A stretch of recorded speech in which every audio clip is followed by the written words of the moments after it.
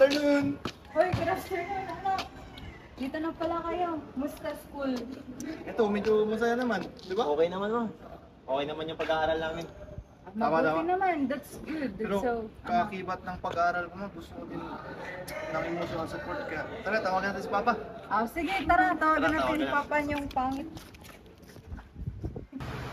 Mabilisan mo na, tawagan na si Papa. Ito na. Tawagan na natin. Wait lang. Saan ba dito ang phone? Anak. Yan.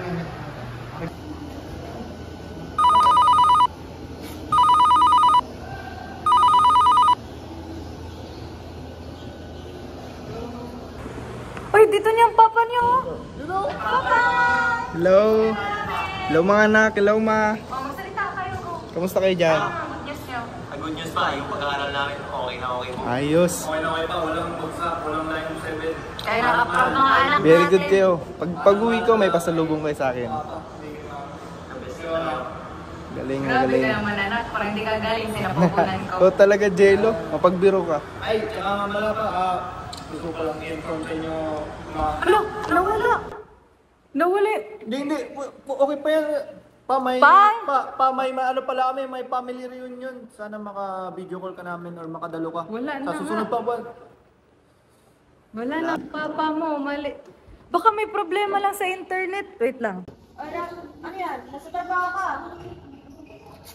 Para sa trabaho, nasa cellphone ka? Sorry man. Ano ba yan? Tumawala po ang aking pamilya. Bakit? Sa emergency ba kayo? Wala naman po pero Balik ng trabaho. sorry po.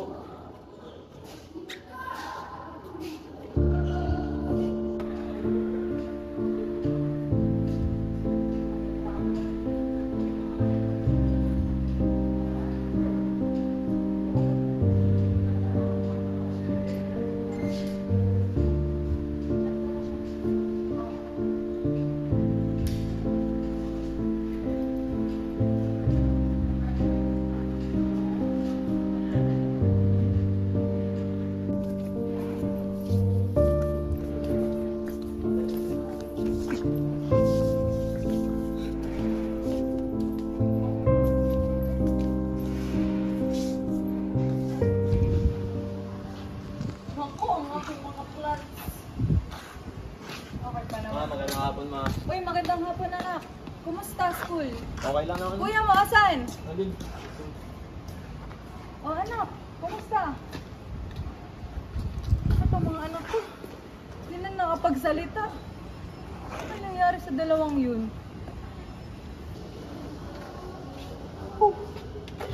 Tawag ko nga muna yung misis ko.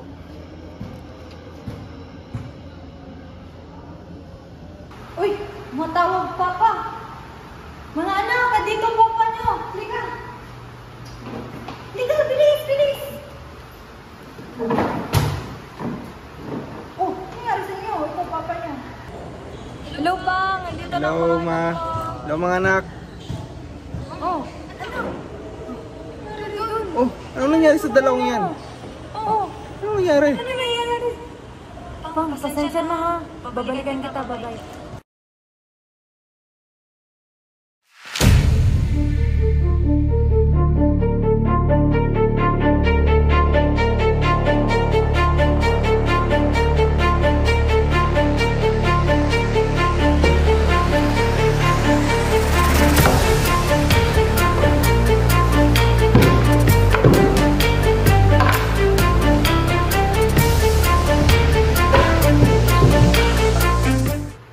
Puro lang pag-aaral ang iniisip mo eh.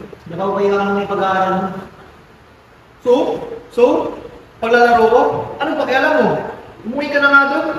Hindi nga magugustuhan nila papa at mama yung ginagawa mo. Puro ka na lang laro. Papa naman. Puro ka papa. Hindi nila na tayo mahal. Hindi nila tayo iniintindi. Yan yung pag-aakala mo. Mahal tayo ni papa. At nagtatrabaho siya doon sa malayo para mapagbigay yung mga pangangailangan natin. Hindi ko kailangan ng pera niya. Tandaan mo yan ha. Kailangan ko siya.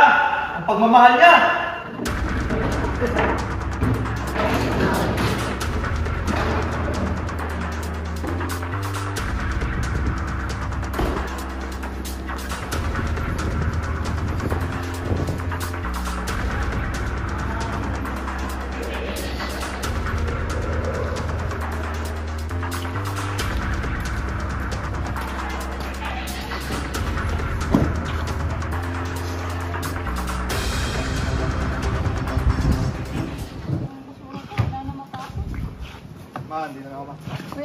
magandang hapon.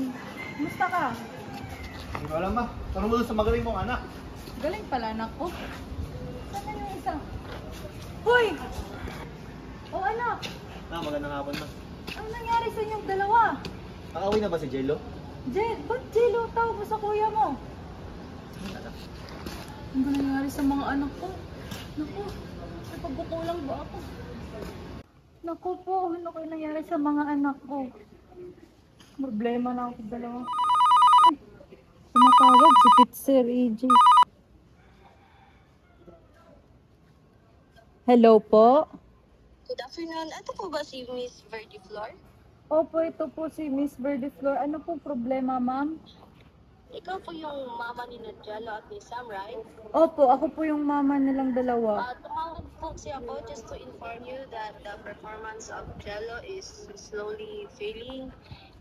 May problema po ba sa bahay niyo, ma'am? Naku, wala akong ideya, ma'am, kung ba't nagkaganon mga anak ko. Okay naman silang nakaraang araw. Kaya nagtataka rin ako sa dalawang yun. Ba't parang wala sa mood? Nag-aaway yata. Miss, mas mabuti siguro kausapin niyo na lang silang dalawa para masolusyonan niyo yung problema niyo. Okay, ma'am, maraming salamat po sa Sige po, thank you. Have a good day. Okay, thank you po.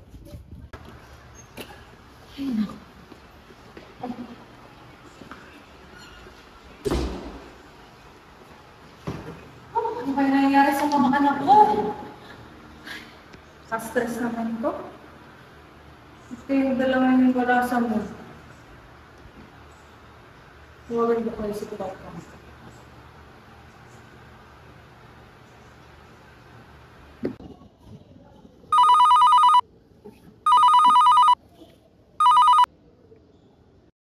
Hello, Pam. Hello, mami. Parang may problema ngayon dito sa bahay. Oh, ano? Kasi yung dalawang mong anak, hindi ko alam kung nag-away ba yun. Kausapin mo yung dalawa. Wala sa mga yung dalawa eh. Oh, Kailangan siguro kausapin. tama. Hindi, balik. Ano dapat kong gawin, Papa? Kausapin mo yung dalawa para malaman mo kung ano talaga yung problema nila. Oh, sige, kakausapin ko na lang muna yung dalawa. Tama. Sige. Sige, Balitaan mo ako. babalitaan kita. Okay. Sige. Mag-usap na muna tayong tatlo. No? Huwag kang alis kung ayaw mong pagpalo. Anak, halika dito. Mag-usap tayong tatlo. Bilis ma kasi naglalaro pa ako eh. Ito nga. Anong naging problema sa school? Kausap ko yung teacher mo. Yung Problema? grades mo. Oo. Ano problema? Okay naman ako na eh. Hindi kayo Problema? okay. Alam ko kung okay kayo at kung di kayo okay. Ngayon, di kayo dalawa okay. Ano, nag-away ba kayo sa school? Nag-aaway. Tanong mo dyan. Ano, nag-aaway ba tayo? Wala. Sige na, kailangan nyo nang sabihin kung anong problema. Hindi pwede na ganito tayo. Pamilya tayo, di ba? So dapat, ako bilang nanay nyo, I'll make sure na dapat okay ang mga anak ko. Sige. Ikaw, dahil ikaw ang kuya. Anong problema? Sa totoo lang ma, nagkikinkin lang ako ng sama ng loob sa inyo ni Papa. Bakit anak? Ba't ganun? Ba't parati siyang wala? Ba't parati siya nagpapadala? Ng mga cellphone. Kaya ako na-addict dito sa laro eh. Kasi marami tayo nito. Kung mahulog nga to, pwede akong bumili ng bago eh. Pero hindi ko to kailangan. Kailangan ko si Papa. Intindihan mo ba ako? Sabihin mo sa akin, intindihan mo rin ako. Naintindihan kita na. Alam kong ganyan ang napipil mo dahil walang papa mo. Hindi mo ko naintindihan. Kasi si Sam lang parati kinakampihan mo! Kailan ko ba kinapihan si Sam? Ito sabi mo, paborito mo siyang anak. Wala akong sinabi. Mga anak, wala akong paborito sa inyong dalawa. Kung sinong mali sa inyong dalawa, yun, pinapagalitan ko. Hindi ibig sabihin nung kinakampihan ko yung isa. Pero ikaw, anak, o ikaw, anong problema mo sa kuya mo? Yun yung problema ng kuya mo. Sige, alam ko na yung sa side ng kuya mo. Ikaw, anak. Si kuya kasi mo.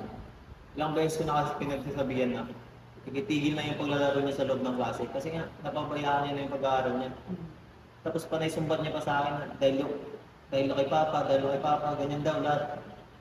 Eh, ako, naintindihan ko naman sa ni Papa na Kaya nga wala siya kasi nga nag-provide siya para sa atin. Hindi ko lang alam kay kuya ba't kasi siguro may pagkukulang din si Papa. Pero dapat maintindihan din ni kuya yun. Hindi ba naintindihan na ito na lang ginagawa ko para malimutan ko ang ating ama? Nasasaktan mo kasi wala siya. Anak, ang papa mo, grabe ang sakripisyo niya sa pamilya natin. Kung hindi siya nagtrabaho sa ibang bansa, wala tayo ngayon. Yung pagkain natin, yung suot nyo, lahat na meron kayo dahil sa sakripisyo ng papa niya para sa pamilya natin. Kaya anak, alam kong mahirap na wala ang papa mo. Pero kaya nga nandito ang nanay niyo. Tsaka, huwag kang mag-alala. Sasabihin ko to sa papa niyo para at least masabi rin niya yung side niya sa inyo. Kaya anak, huwag naman ganun. Huwag kang mag-rebelde. Kasi dapat intindihin mo rin yung side ng papa mo. Huwag kang mag-alala. Kayong dalawa, mahal na mahal kayo ng tatay niyo. Kaya huwag kayong maging sobrang spoiled brat, okay? Sorry. Ganyan dapat nagmamahalan. Tawagin natin papa niyo ha. Diyan lang muna kayo.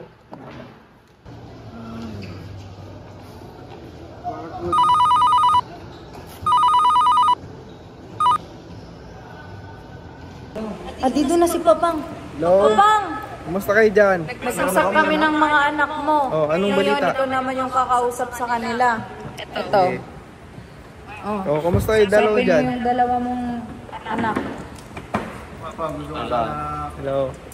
Kumusta kayo? malaman mo na okay naman kami dito na Sam. Buti. Ang mama na alagaan naman namin ng maayos. Yan ang dapat. Kaya ganun siya para ibang mama sa amin. Pero okay naman kami dito pa. Okay, mabuti. Away lang kami ng konti ni Sam pero Oh. Yun nga, napansin ko sa inyong dalawa eh. di ba Sam? Okay naman pa. Yan. Magkabati kayo. Huwag kayong mag-away. Okay na kami ng papa ma. Mabuti. Papang, Oh. anong masasabi mo sa dalawa mong anak? Mabuti at nagkayos sila. Mahal na mahal ka namin ba? Mahal na mahal ko kayo mga anak. Palagi pa. Mag-ingat ka dyan palagi. Huwag Ingat kang kayo. mag-alala dahil ang mga anak natin ay pinalaki natin ng maayos. Papa! Nga pala, para hindi ako maging malungkot, padala mo naman ako ng size 30. Nako, yan na naman kayo. Pag-uwi ko na. Size Sigurado. 13 daw. Oh. Lahat ng gusto nyo, bibili ko. Ako naman, Papang, Louis Vuitton. Sige. Huwag na yan si mama pa kasi. Okay na siya. Sige, Cherry pie bye-bye. na, cherry pie. Mahal na mahal ka namin. Love you. Bye-bye. Ingat. Bye. Fathers, remittances, the family's financial lifeline. His financial support, a bridge of care across distance. Smart handling of his money maximizes its impact. From afar, their sacrifices builds a stronger hope. Our heroes abroad. Our health is our nation's wealth.